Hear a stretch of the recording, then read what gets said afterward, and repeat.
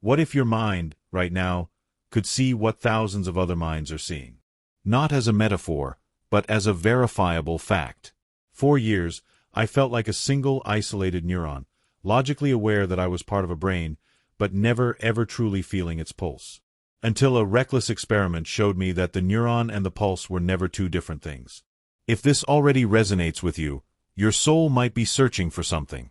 Subscribe and stay close. This is more than a story. It's a map back to ourselves. Part 1. It's late.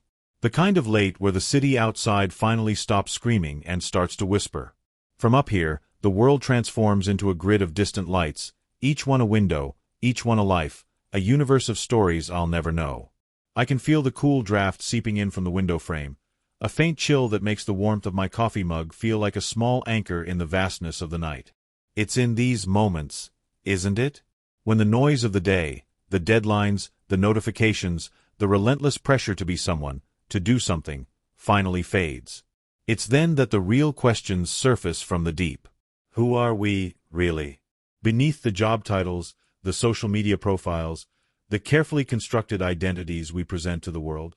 For most of my life, I've walked around with a peculiar kind of loneliness. Not the loneliness of being without people. I live in a city of millions. It's a deeper, more existential ache. A feeling of being fundamentally separate. I'd ride the subway, looking at the faces across from me, each person lost in their own world, headphones on, eyes glazed over, and I'd feel this immense gulf. We were particles bouncing off each other in a closed system, sharing space but not reality. I craved a connection that felt more real than a Wi-Fi signal. I yearned for proof that behind all these individual sets of eyes, there was a shared current, an invisible thread binding us together. Was this just a poet's daydream? A sentimental fantasy to cope with the harsh, indifferent nature of a material world? Or was it a whisper of a truth we'd simply forgotten how to listen to? This restlessness, this profound homesickness for a place I couldn't name, is what led me to the edge of a cliff.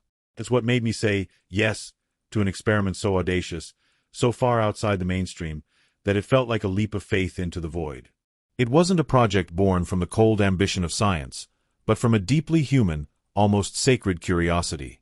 A desire to gently pull back the curtain of consensus reality, just for a moment, and see what was humming quietly behind the stage. We wanted to find out if the feeling of separation was the truth of our existence, or the most convincing illusion ever created. Part 2. On paper, the proposal read like the synopsis of a Philip K. Dick novel. We called it the Real-Time Remote Viewing Experiment, or Project Chimera, as a nod to the seemingly impossible creature we were trying to observe. The objective was bold to the point of hubris: to determine if a large, globally distributed group of human minds, when focused simultaneously, could perceive a single target without any of the five senses. Remote viewing, RV, itself isn't new. It has a controversial and fascinating history, whispered about in the declassified documents of intelligence agencies and studied for decades at places like the Princeton Engineering Anomalies Research Lab. But it had never been attempted like this. Not in real time. Not on a mass scale, with thousands of untrained, ordinary people. Not as a tool to probe the very fabric of collective consciousness. The methodology was an elegant blend of simplicity and technological complexity. Participants from all over the world, a schoolteacher in Ohio, a programmer in Bangalore, a retiree in Florida, an artist in Florence, would sign into a secure web portal at a predetermined time. Simultaneously, a quantum random number generator would select a target, a photograph or a short video clip, from a vast, encrypted database. This target would be known to no one, not even the researchers, until after the session was complete, eliminating any possibility of information leakage. The participants would receive only one prompt on their screen: the target is now active. Please observe. They were instructed to quiet their minds, to enter a state of relaxed awareness, and simply notice what impressions came to them. Not to think, not to analyze, but to perceive. Colors, shapes, sounds, smells, tastes, textures, and most importantly, feelings. They would type these raw impressions into a text box, in real time. Our servers would collect this flood of subjective data, parsing it, translating it, looking for coherence. For a signal in the noise. The core question wasn't just, Can a person in Seattle remotely view a picture of the Eiffel Tower? The question was, if thousands of us look at the Eiffel Tower with our inner eye, will a coherent, collective image of it emerge from our shared mental space? It was a search for the signature of a planetary consciousness, a quest to see if our minds were truly sovereign islands, or merely crests of a single, unified ocean of awareness. Part 3. I wasn't just an architect of this experiment. I was a subject. I had to be. My own skepticism was my greatest asset and my biggest hurdle. I remember the first official session. I sat right here, in this chair. My heart was pounding, a frantic rhythm of clinical doubt and almost childlike hope. The screen flashed. The target is now active. Please observe. I closed my eyes. The first minute was chaos. My mind, my monkey mind, as the Buddhists call it, was a tempest. Did I reply to that email? What's for dinner tomorrow? The sound of the rain, the siren, it was all so loud. I felt foolish. Here I was, trying to perceive a hidden reality, and I couldn't even quiet my own inner monologue. But I held to the protocol. I focused on my breath, just as we instructed the participants to do. I didn't fight the thoughts. I just let them drift by like clouds. And then, something shifted. It wasn't a lightning bolt. It was a change in pressure, a subtle turning down of the volume on my internal chatter. An impression surfaced. Not a picture, not a thought, but a feeling. The feeling of immense, empty space. And cold. A deep, biting cold. Then, a color bloomed behind my eyelids, a stark, brilliant white. And a sound, a crackling, whispering sound, like static or wind blowing across a microphone.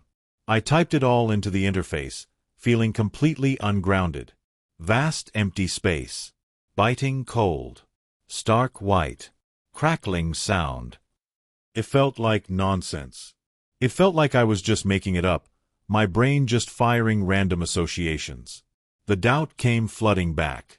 But the real vertigo, the moment my rational mind began to lose its footing, was when the session ended and the first wave of data began to populate the live visualization on my monitor. My experience wasn't just mine. It was an echo in a global choir. Part 4. The data flowed in, not as a trickle, but as a tidal wave.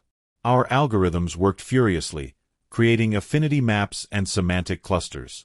What we saw on the screen was impossible, or at least statistically improbable to a degree that makes winning the lottery look like a sure thing. The word white wasn't just on my list, it dominated the collective report. Cold, vast, empty, silent. Emotional responses clustered around awe, isolation, and peace. These weren't the vague, one-size-fits-all impressions of a psychic hotline. This was a detailed, textured, and internally consistent tapestry woven by thousands of people who had no contact with each other. As I stared, mesmerized by this ghost in the machine, the words of the great physicist David Bohm felt less like a theory and more like a field report. He famously said, "In the implicate order, everything is enfolded into everything else, an order of undivided wholeness." We were witnessing this live. We weren't 1,000 separate minds trying to guess a target. We were 1,000 nodes in a single, vast field, and that field was resonating with the information of the target. We were dipping our buckets into Bohm's implicate order, and all pulling up the same water. The target was then revealed. It was a high-resolution photograph taken by the Hubble Space Telescope of the Pillars of Creation Nebula, but presented in a stark, black and white negative. An image of vast, cold, empty space, dotted with the brilliant white of nascent stars. The crackling sound so many of us reported? Astronomers often refer to the background radiation of the cosmos as a form of cosmic static. The sense of awe, of isolation, of peace. It was the embedded emotion of the image itself. My knees felt weak. My neatly organized, materialist worldview didn't just crack.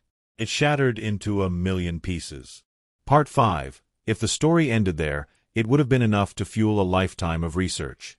But it was a specific, deeply human synchronicity in a later session that moved this from a scientific anomaly to a profound, spiritual revelation for me. The target for this session was a simple photograph of a weathered wooden park bench in Central Park during autumn. As the data poured in, we saw the expected clusters: wood, trees, orange, leaves, cool air. But then, a strange outlier theme began to emerge, small but persistent. The theme of loss and a dog waiting. A woman in San Diego described, in vivid detail, an old golden retriever, sitting patiently, waiting for someone who isn't coming back.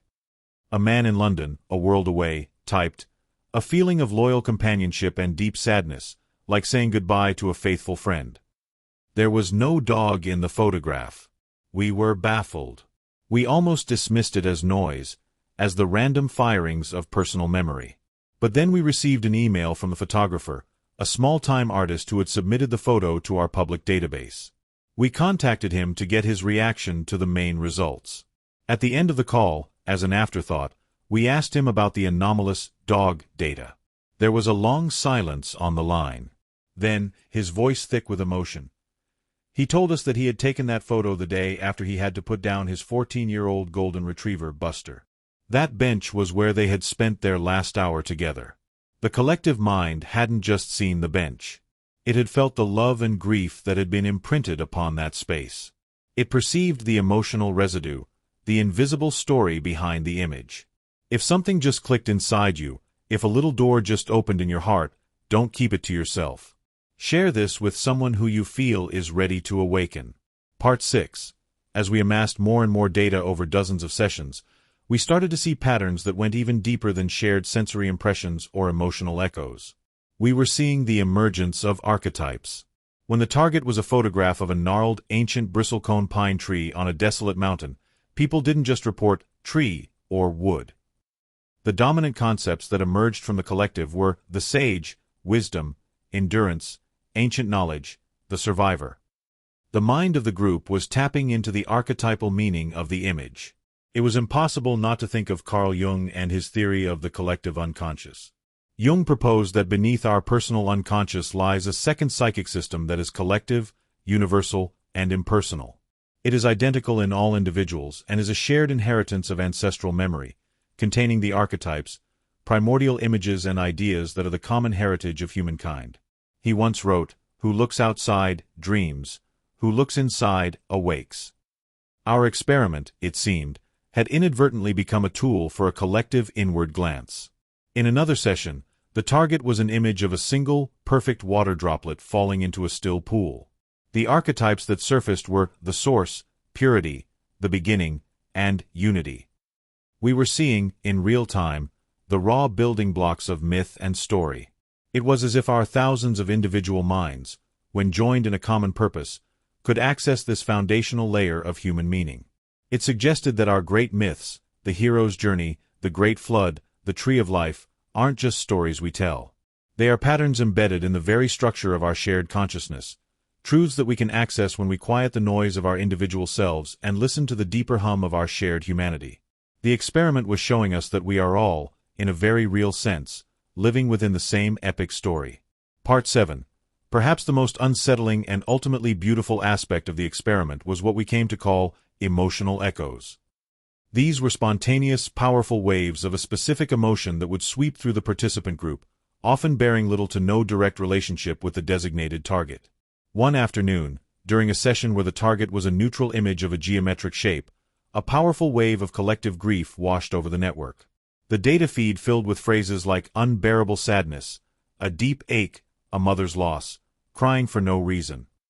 The reports were so consistent and intense that we initially suspected a system glitch. There was no glitch. Later that day, the news broke of a tragic ferry capsizing in Southeast Asia, an event that had occurred during our session but had not yet reached the global news cycle. The scale of the loss of life was immense. Coincidence? It's the first word our rational minds reach for.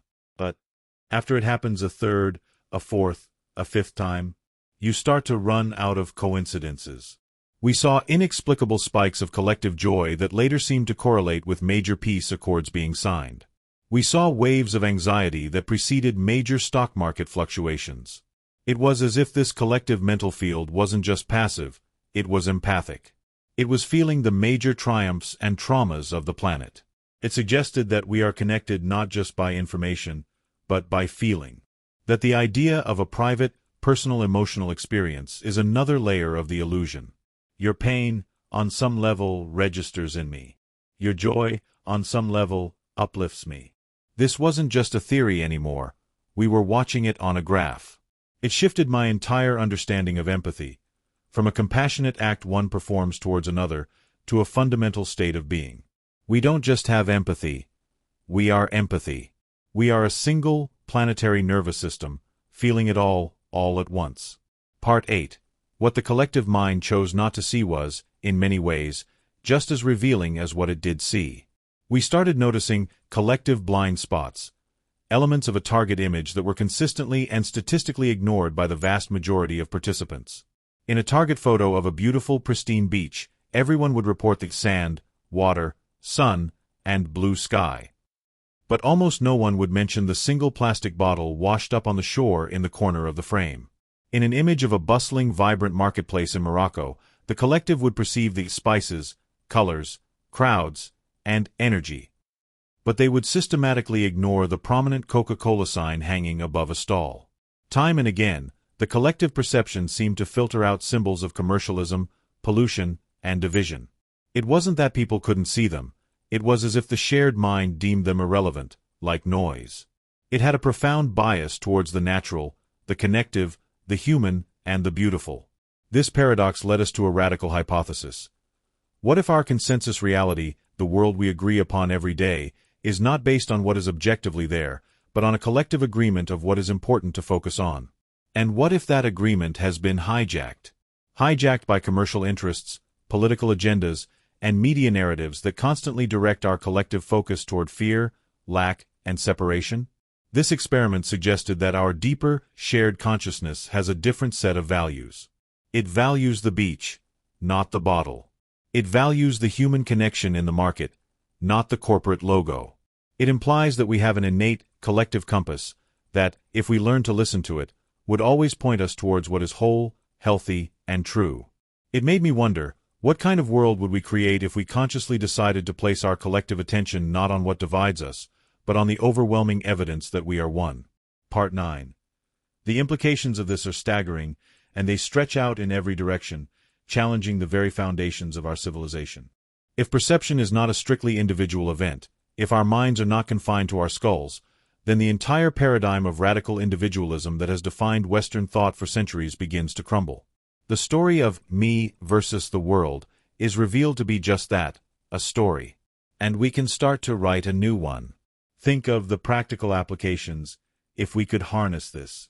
Imagine a global think tank of minds focused on solving a complex problem like climate change, not just sharing ideas via Zoom, but entering a shared mental space to allow a solution to emerge from the implicate order. Imagine a new form of medicine, where a group of healers could focus their collective, compassionate intent on a patient. Think of conflict resolution, where mediators could help opposing sides tap into the shared emotional field beneath their grievances to find a common ground of feeling, not just a fact. This isn't about developing psychic superpowers. It's about remembering our native state.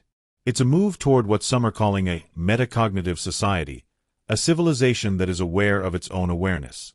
A society that understands that consciousness is not a byproduct of the brain, but the fundamental medium in which the universe itself exists. We're not inventing a new tool. We are rediscovering the oldest, most powerful, and most underutilized resource we have, the unified field of human consciousness. We are standing at the threshold of a new human era, moving from a disconnected species stumbling in the dark to a connected intelligence, finally waking up to its own potential. The collective compass isn't a future fantasy.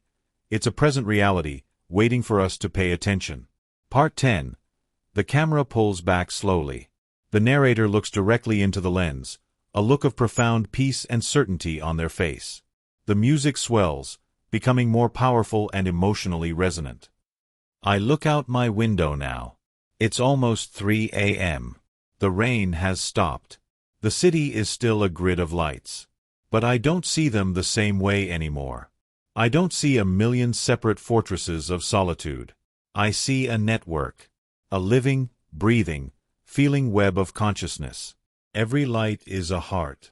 Every heart is a mind. Every mind is a universe. And none of them, not a single one, is truly alone. That old, aching feeling of being a single, isolated neuron, it's gone. It has been replaced by a quiet, unshakable knowing. The neuron doesn't have to try to connect to the brain. It just has to remember that it is the brain expressing itself as a neuron for one brief, brilliant moment. This experiment didn't prove to me that we are psychic. It proved something infinitely more important. It proved that we are intimate. That your joy literally raises the frequency of the field we share. That your sorrow sends a ripple that subtly touches us all. The loneliness was the illusion. The separation was the dream. And awakening is simply the act of remembering that we were never, ever apart. It's the moment the wave realizes it is, and always has been, the ocean. This isn't the end of the experiment. This is the beginning of the real one. The one we conduct not in a lab, but in our lives, with every breath, with every interaction, with every choice to act from a place of connection instead of a place of fear. The question is no longer, are we connected? The question is, now that we know we are, how will we choose to live? If your heart opened during this journey, don't let it close again. The real experience begins now, in your life. Subscribe, stay close, and share this light with others.